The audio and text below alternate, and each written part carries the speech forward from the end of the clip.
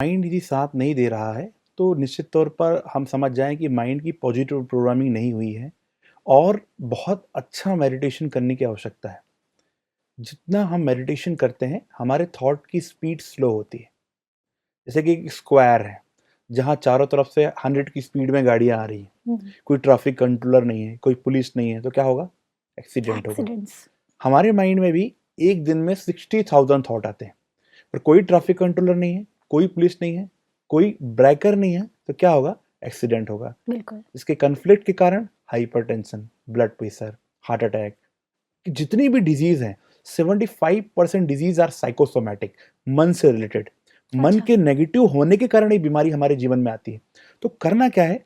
Thought की speed को slow करना है, क्वांटिटी को स्लो करना है और क्वालिटी को बढ़ाना है। हम्म। वो होगी मेडिटेशन से। क्या करें हम? हर घंटे में एक प्रोग्रामिंग कर दे, अलार्म सेट कर दे। हर घंटे में अपने माइंड को देखना है, जस्ट चेक अवर माइंड कि मेरे माइंड में अभी क्या चल रहा है, चेक करना है। यदि मेरा माइंड वहां प्रेजेंट नहीं है तो उसको वॉच करना है कहाँ है, देन कैच करना है, देन मैच करना है और देखना है मेरे माइंड में क्या चल रहा है। और फिर विजुलाइज करना है कि परमात्मा की एनर्जी आ रही है, परमात्मा की कॉस्मिक एनर्जी आ रही है और मेरी पूरी बॉडी को, एथरिक बॉडी को, सटल बॉडी को चार्ज कर रही है। तो 1 मिनट हम यदि मेडिटेशन करते हैं तो उसकी पावर 1 घंटे तक चलती है। 1 घंटे के बाद फिर हमारा 1 मिनट आ जाता है, बिल्कुल। फिर 1 मिनट योग कर लीजिए, फिर 1 मिनट मेडिटेशन कर लीजिए, तो उसकी पावर फिर 1 घंटे तक चलेगी। मतलब 1 minute, we can say this is a jam technique, just a minute. यदि हम जैम टेक्निक यूज करें तो हमारे रियल लाइफ में जो जाम लगा हुआ है, जो ब्रेकर लगे हुए हैं, जो कॉन्फ्लिक्ट है, उसको इजीली हम उससे ओवरकम हो सकते हैं, उससे बाहर आ सकते हैं। तो 1 minute meditation, 1 minute meditation, jam meditation करें तो लाइफ में सक्सेस पाना स्वाभाविक है, निश्चित है और गारंटेड है। जी। जी। भाई जी, कई बार ऐसा होता है कि पास्ट की बातें जी। इतनी ज्यादा भरी हुई होती है मन के अंदर में जी। कि हम उससे बाहर ही नहीं निकल पाते, जी। जी। जिसकी वजह से कहीं ना कहीं मेंटल ब्लॉकेज, जी। ये एक छोटी सी बीमारी वैसे तो रहती है जी। लेकिन बहुत बड़ा रूप ले लेती है कई बार। जी। जी। ऐसे में इस बीमारी से कैसे बचे? उसके कारण के तह पर जाना पड़ेगा। बीमारी है क्या? वास्तव में वो बीमारी है भी क्या नहीं, या मैंने उसे बीमारी का रूप दिया है? उसके तह पर जाना पड़ेगा कि हुआ क्या था, हुआ क्या था, इंसिडेंट क्या हुआ था। सपोज आपको किसी ने कुछ कह दिया कि आप ठीक नहीं है, आपका व्यवहार ठीक नहीं है, तो उसने करंट मूवमेंट में, करंट क्षण में, उस क्षण में आपको कहा कि आप ठीक नहीं है। उस समय उसकी जो फ्रीक्वेंसी होगी माइंड की, हो सकता है नेगेटिव हो, उस समय उसने उस नेगेटिव मोड में आकर आपको वो थॉट सेंड कर दिया और उस थॉट को आपने रिसीव कर लिया। और उसके बाद जो आपने अपनी नेगेटिव प्रोग्रामिंग की कि मैं तो ठीक नहीं हूं, हम्म। मैं वैसी हूं, मुझे पसंद नहीं करते हैं, मेरा एक ऐसा एटीट्यूड हो सकता है, मैं नेगेटिव हूं, मैं जो भी है, जो भी मैं नेगेटिव पिक्चर बना रहा हूं, नेगेटिव प्रोग्रामिंग कर रहा हूं, तो वो मेंटल ब्लॉक क्रिएट कर रहा हूं। करेक्ट। तो हमें क्या करना है? उसके तह पर जाना पड़ेगा कि वो मेंटल ब्लॉक जो क्रिएट हुआ वो किस कारण से हुआ, करेक्ट। हुआ क्या था, हुआ क्या था और स्टोरी क्या बनाई, both are different thing. Correct. हुआ कुछ था कि किसी ने कह दिया कि आप ये ठीक नहीं हो, या आप ये नहीं कर सकते, या आप मुझे ठीक नहीं लगते। तो उन समय उनकी कुछ नेगेटिविटी के कारण उन्होंने कुछ कह दिया। उसके बाद जो मैंने अपनी माइंड की नेगेटिव प्रोग्रामिंग की, जो पिक्चर बनाई, जो स्टोरी बनाई, वो मुझे सबसे ज्यादा नुकसान करती है। हम्म। जैसे कि एप्पल है, एप्पल बहुत अच्छा फ्रूट है, बिल्कुल। बट एप्पल मुझे पसंद नहीं है, तो क्या एप्पल बुरा है? नहीं। आप बहुत अच्छे हैं, बट कोई आपको यदि पसंद नहीं करता है, तो क्या आप बुरे हैं? किसी की चॉइस है कि वो आपको पसंद नहीं करता, आपके व्यवहार को पसंद नहीं करता है। तो हमें क्या करना है कि हमें उस थॉट को नहीं लेना है।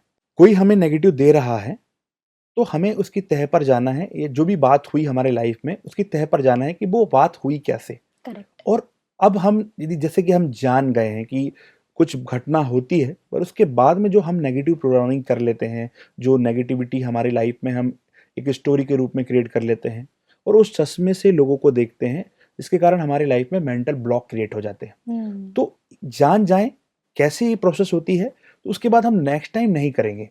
करेक्ट। नेगेटिव ब्लॉकेज को रिमूव करने के लिए सबसे पहली बात, उन लोगों को माफ कर दीजिए करेक्ट। जिन्होंने भी जिनको आपको लगता है कि ये नेगेटिव, इनके कारण मेरे लाइफ में नेगेटिविटी आई, ये मेरे जीवन में दुख का कारण है, ये मेरे जीवन में तनाव का कारण है, तो उन्हें सबसे पहली बात माफ कर दीजिए, क्योंकि उन्होंने कुछ आपके प्रति बुरा नहीं कहा, उन्होंने एक थॉट दिया। वो भी उस समय परवश थे, वो उस समय किसी और के बस में थे, उन्होंने कुछ कह दिया और उसके बाद में जो आपने किया वो बहुत खतरनाक है। सबसे पहली बात उनको माफ करना है, उसके बाद खुद को माफ करना है कि हमने जो हमारे लाइफ में किया, परमात्मा को कहना है, परमात्मा के पास जाना है मेडिटेशन पोस्चर में कि परमात्मा, आज तक मैंने जो अपनी लाइफ में खुंदक, विक्टमनेस, पश्चाताप, गिल्ट, हार्ट जो भी पकड़ कर रखा है, वो मैं आज से आपको देता हूँ। और मैं उन सब आत्माओं को, उन सब स्पिरिट को, उन सब एनर्जी, जो भी मनुष्य आत्मा है, उन सब लोगों को माफ करता हूँ, जिनको मैंने आज तक अपने माइंड में नेगेटिव पिक्चर में फ्रेम करके रखा है कि मेरे जीवन में दुख का कारण है, मेरे जीवन में परेशानी का सबब है। करेक्ट। तो सबसे पहली बात ये हमें करना पड़ेगा, उन्हें माफ करना पड़ेगा दिल से, और खुद को भी माफ करना पड़ेगा परमात्मा को सब कुछ देकर। तब हम अपनी लाइफ में मेंटल ब्लॉक को रिमूव कर सकते हैं।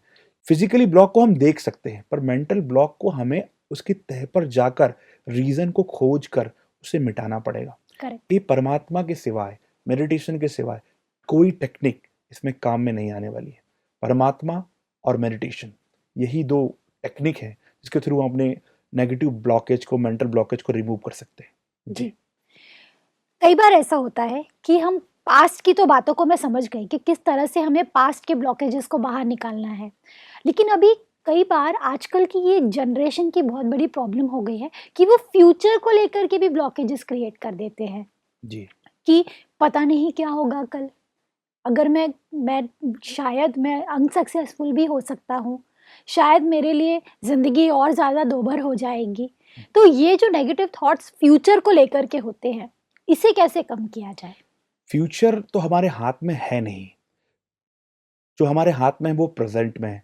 अधिकतर ये देखा गया है, लोग या तो पास्ट में जीते हैं या तो फ्यूचर में जीते हैं। हमें क्या करना है, एक टेक्निक यूज करनी है, पूरे फोकस को, हमारी पूरी कॉन्शियसनेस को 100% प्रेजेंट में शिफ्ट करना है। कहते हैं भूतकाल सपना है और भविष्य कल्पना है, केवल वर्तमान ही अपना है। तो वर्तमान पर फोकस करें।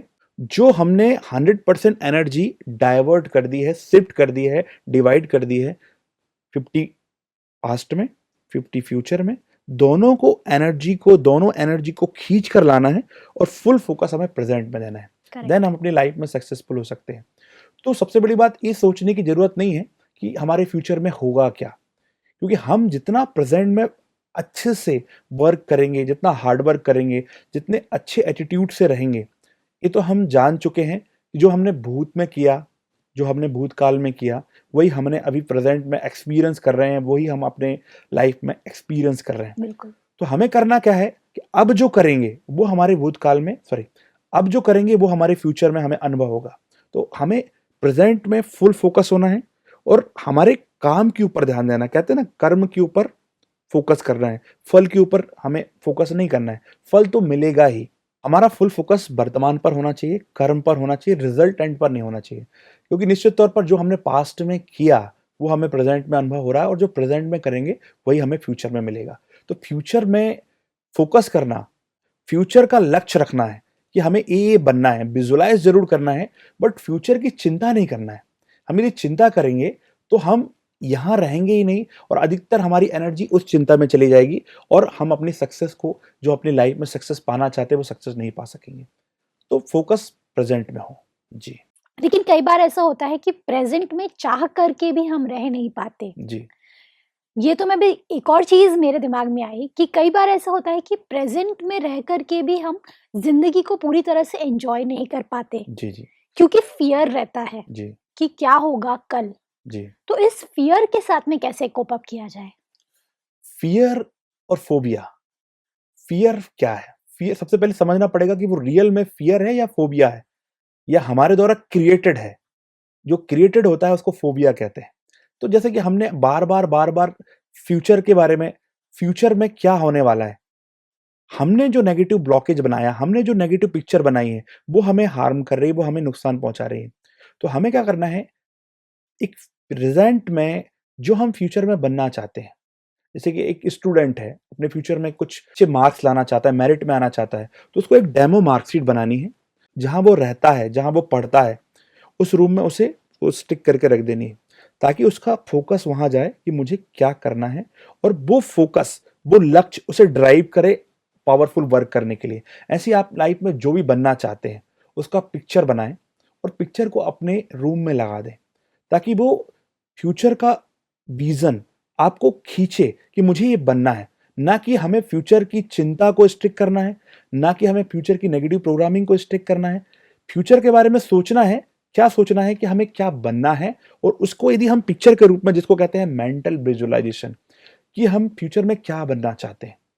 एक बहुत अच्छी घटना मुझे याद आती है। युवराज सिंह के बारे में देखा गया कि उनसे एक बार इंटरव्यू में पूछा गया कि आप हमेशा इंडिया को विपरीत परिस्थितियों में निकाल लेते हैं, ऐसा कैसे?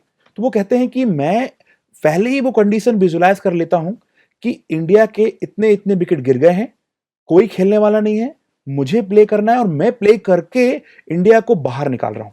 हमारी लाइफ में हम यदि सक्सेसफुल होना चाहते हैं, सफलता को पाना चाहते हैं, तो जो हम भविष्य में बनना चाहते हैं, जो भविष्य में हम जिस गोल को अचीव करना चाहते हैं, जिस लक्ष्य को प्राप्त करना चाहते हैं, उसे हम पहले विजुलाइज कर लें कि ये कंडीशन आ रही है, ये परिस्थिति आई और उस गोल को मैंने क्रॉस कर लिया, उस परिस्थिति को मैंने क्रॉस कर लिया, ऐसी परिस्थिति आई, उस परिस्थिति में भी मैं खुश हूँ। हमें क्या करना है, एक पॉजिटिव प्रोग्रामिंग अपने माइंड को देनी है कि बहुत सारी नेगेटिव कंडीशन है, बट उस परिस्थिति में मैं सक्सेस को पा रहा हूँ। करेक्ट। मैंने उस नेगेटिविटी को दूर कर दिया है, चारों ओर सक्सेस ही सक्सेस है, और इतनी विपरीत परिस्थिति होने के बावजूद भी मैं सक्सेसफुल हूं और मैंने अपने गोल को अचीव कर लिया है। करेक्ट। तो इस प्रकार का हम विजन रखें, ताकि यदि रियल लाइफ में वो कंडीशन आ जाए तो उस समय हमें कोई घबराहट ना हो, उस समय हमें कोई दुविधा का सामना ना करना पड़ेगा, क्योंकि ऑलरेडी हमने अपने माइंड की ऐसी प्रोग्रामिंग कर ली है। करेक्ट। जब अब प्रैक्टिकल लाइफ में आएगी तो हम उसको फेस कर पाएंगे, क्योंकि हमने उसके लिए ऑलरेडी मेंटल प्रोग्रामिंग तैयार की है, अंदर से हम उसके लिए तैयार हैं। करेक्ट। कहा जाता है कि लाइफ में हम 2 बार जीतते हैं, एक बार माइंड में, एक बार प्रैक्टिकल लाइफ में। तो हम फ्यूचर के कोई भी गोल को अचीव करने के लिए मन में जीत जाएं, मेंटल विजुअलाइजेशन टेक्निक के थ्रू, फिर रियल लाइफ में जीतना इजी है, क्योंकि जो हमारा इमोशन होगा वही हमारे एक्शन में आएगा। This is fact. जी भाई जी, ये भी बहुत इंटरेस्टिंग बात आपने कही कि जो हमारे माइंड में हम जीत जाते हैं, जी तो ऑटोमेटिकली हम जिंदगी में भी जीत जाते हैं। जी इस बात को थोड़ा सा और आप स्ट्रेच करके बता सकते हैं, क्योंकि ये बहुत इंटरेस्टिंग टेक्निक है। अगर इसको हम समझ लें जी तो हम काफ़ी सारी चीज़ों की गुत्थियों को सुलझा पाएंगे। ऐसे कई रिसर्च हुए।